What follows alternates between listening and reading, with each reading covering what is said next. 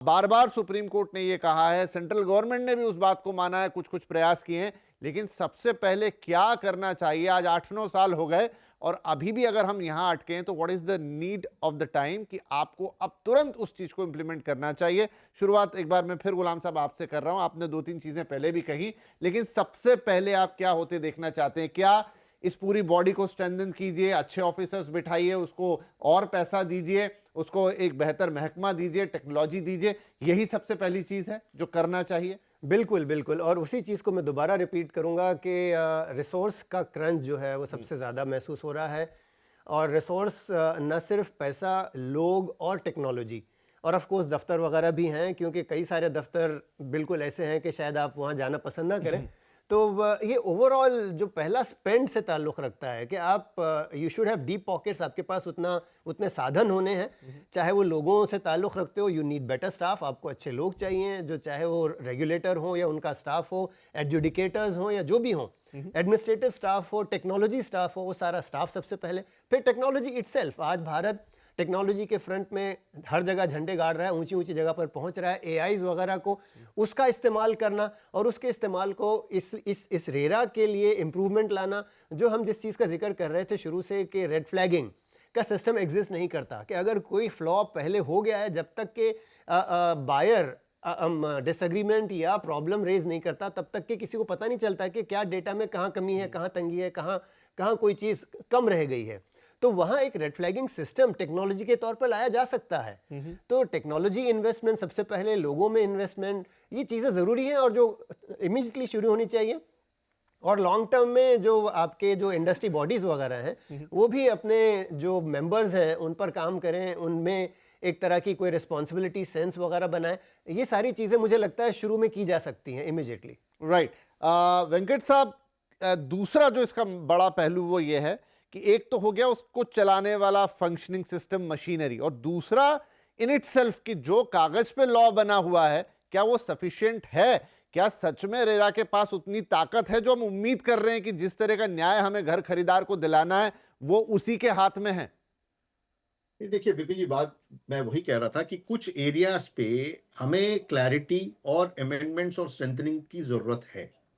खास करके अक्सर बात यह आती है कि इम्प्लीमेंटेशन में और ऑर्डर्स जो है वो इम्प्लीमेंट नहीं हो पा रही है। उस एरिया में मेरे ख्याल से कुछ पावर्स की और कुछ क्लैरिटी की जरूरत बिल्कुल है। वहां जब तक वो बात नहीं होती है कि कंज्यूमर जो कॉन्फिडेंस है वो जब तक थोड़ा सा आज के माहौल में जो एक लगता है कि नहीं है, तो वो मेरे ख्याल से एड्रेस करना बहुत इमीडिएट आवश्यकता है। दूसरा, कई जगहों पे जो ओवर द पीरियड ऑफ हमने समझा है कि जहां मान लीजिए सेक्शन 8 जैसे जो प्रोजेक्ट स्टक है, उन पे एक एक सिस्टमेटाइज्ड, एक स्टैंडर्डाइज्ड प्रोसीजर हो, जिससे एक स्मूथ वे में इवन अगर जरूरत पड़े जैसे थर्ड पार्टीज को भी एंगेज करके कंप्लीट कराना हो, एक एसओपी प्रोसेसेस इमीडिएटली होना जरूरी है। यस, एक जरूर बात आती है कि क्या यहाँ पे मतलब इंटरनली इन हाउस मैकेनिज्म से रिसोर्सेस नहीं है, एंगेज करें उनको, हम स्ट्रेंथन करना है वो, मेरे ख्याल से वो एक बहुत आवश्यक चीज है कि कोई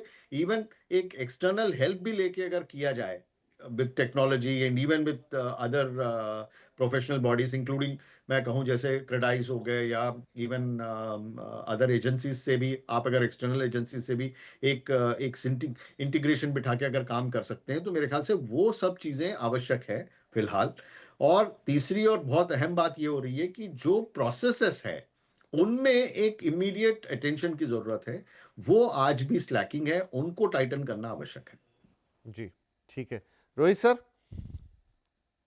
देखिए, मेरे हिसाब से जो ऑर्डर्स पास हो रहे हैं, और मैं आपको एक उदाहरण देता हूं, जैसे महाराष्ट्र में there was a big problem जहां बिल्डर जमीन सोसाइटी को कन्वे नहीं कर रही थी। The government has brought in a deemed conveyance proposition कि अगर आपका प्रोजेक्ट खत्म हो गया, you can go and file for deem conveyance, और वो सिंगल साइडेड कन्वेंस हो जाता है। अब रेरा के जो ऑर्डर्स आते हैं, वो अगर इंप्लीमेंट करने के लिए अगर रेरा में नियम में बदलाव लाके, if we are able to bring those changes where the implementation can be ordered and then that has to only be executed, I think there will be a big difference that is made, like we brought in deemed conveyance in the same way.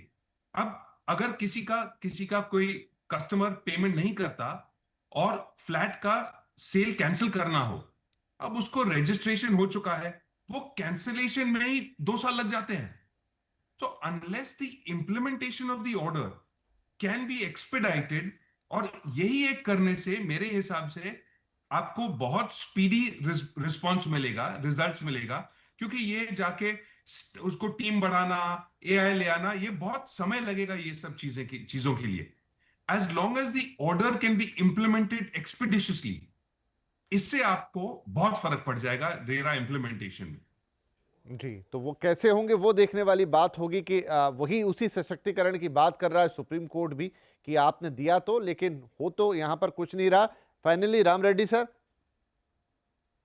या इसमें even approving authorities को भी लाना है RERA का purview में, because I mean we apply for occupancy certificate, they take long time, so without any proper reasons, so there should be some मतलब timelines रखना है, इस इतने दिन में you have to approve, because I mean अभी approval process में delay होता है, then I mean some RERA authorities में डिले, अथॉरिटी को स्ट्रांग करना पड़ेगा, दैट इज नंबर 1, एंड जो प्रोजेक्ट्स अप्रूव करते हैं ना उसको भी रेरा का अंदर में लाए तो then I think things will go better।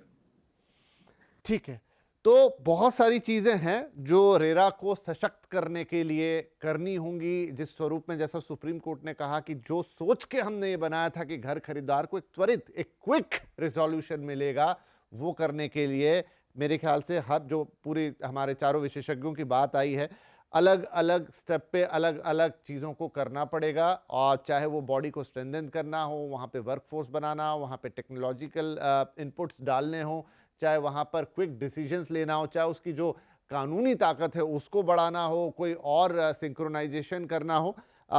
मुझे एक उदाहरण यहाँ पर याद आता है कि इलेक्शन कमीशन ऑफ इंडिया, वो भी एक रेगुलेटर ही है एक तरीके का, और जब सेशन साहब आए तो पता लगा कि उसके पास कितनी ताकत है।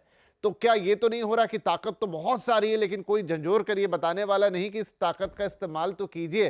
तो वहाँ इम्प्लीमेंटेशन की बात आएगी, वहाँ शायद एक स्ट्रॉन्ग कैडर की बात आएगी, ऐसे अधिकारियों की बात आएगी जिनको वाकई में वो काम करने में एक जिम्मेदारी महसूस हो, और वो जो न्याय डिलीवरी वाली बात हो उसे उस तरीके से लेके चले, रादर देन की एक बॉडी बन गई जिसमें कोई बैठा है और टाइम लग रहा है और होता चला जा रहा है। क्योंकि one of the most important regulator after RBI और सेबी इंडिया है, माफ कीजिए रेरा है, जिसने भारत की, इनफैक्ट कई बार जब हमने बातचीत की, गुलाम साहब आपने ही ये कोट किया है कि जो बाहर से हमें देखते हैं दूसरे लोग, चाहे वो इन्वेस्टर्स हों या दूसरी बड़ी कंपनियां हों, वो देखती हैं कि रेरा आने के बाद देश में एक तरह का विश्वास आया और उसके आधार पे बहुत सारे इन्वेस्टमेंट और तमाम चीज़ें इंडियन रियल एस्टेट में। तो ये सिर्फ घर खरीदार के विश्वास जितनी बात नहीं है, इसका असर बहुत दूर तक जाता है। इसलिए बहुत ज़रूरी है कि रेरा सशक्त हो, ताकतवर हो, क्विक हो, त्वरित न्याय वाली जो बात है। और सुप्रीम कोर्ट की इस तरह की टिप्पणी जो आई है, आई थिंक वो एक रास्ता खोलेगी कि उस दिशा में काम होता हुआ नजर आएगा। अब इसमें कितना वक्त लगता है, क्या लगता है, ऑलरेडी 8-9 साल हम लगा चुके हैं, एक बड़ी बात होगी। अब केंद्र सरकार, राज्य मिलकर इस पे काम करें, कैसे करें वो आगे हम देखेंगे। लेकिन इस बात पे सब एक मत हैं कि मौजूदा स्वरूप में रेरा को ताकत देने की जरूरत है, बेटर बनाने की जरूरत है। अगर ये ऐसा चलेगा तो फिर उसका पर्पस डिफीट होगा।